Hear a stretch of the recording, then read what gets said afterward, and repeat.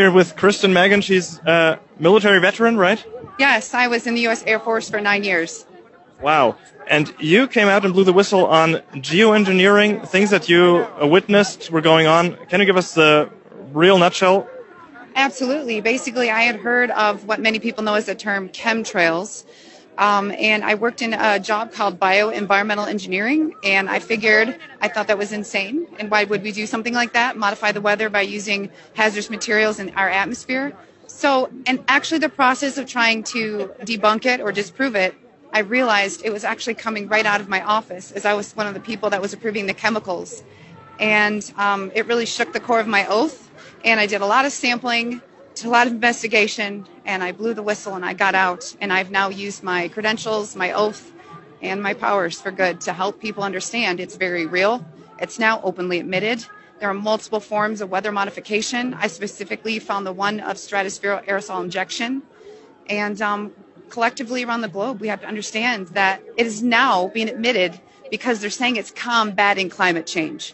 Well, the climate change we need to be worried about is man-made climate engineering, also known as geoengineering.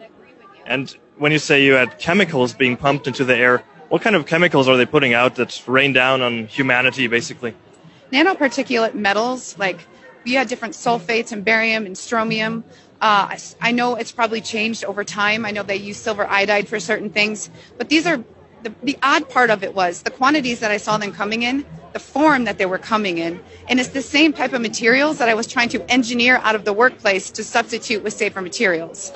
And when you notice that what's called the safety data sheet, the information about a chemical of what personal protective equipment to wear, how do you dispose of it, how do you pack it to ship it, when key information is missing, I ask questions, and my questions led to demonization, and I knew I found something I shouldn't have.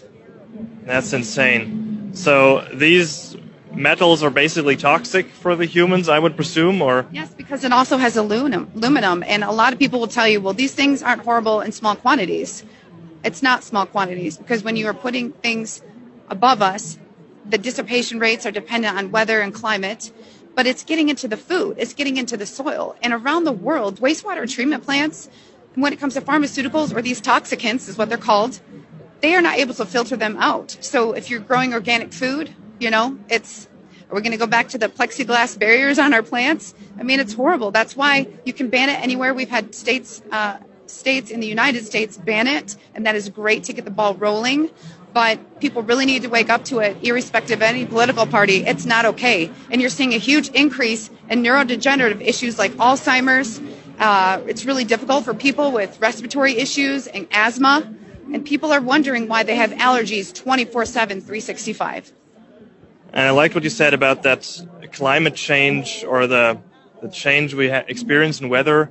Often we can't disconnect that from these geoengineering activities. Do you want to say something more about that? I mean, how do we feel that? Is there proof or so that is definitely coming from that? Yes, there are places that openly admitted it. Remember Dubai? And then when people got upset, they retracted it, but the can was already opened.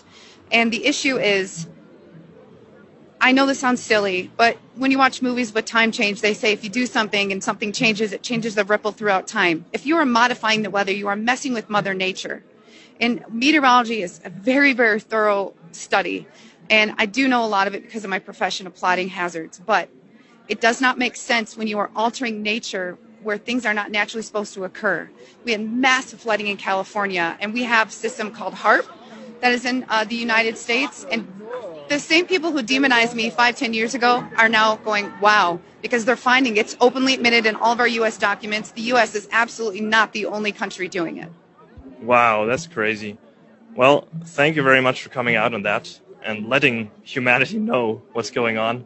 Thank you so much, Megan. Thank you.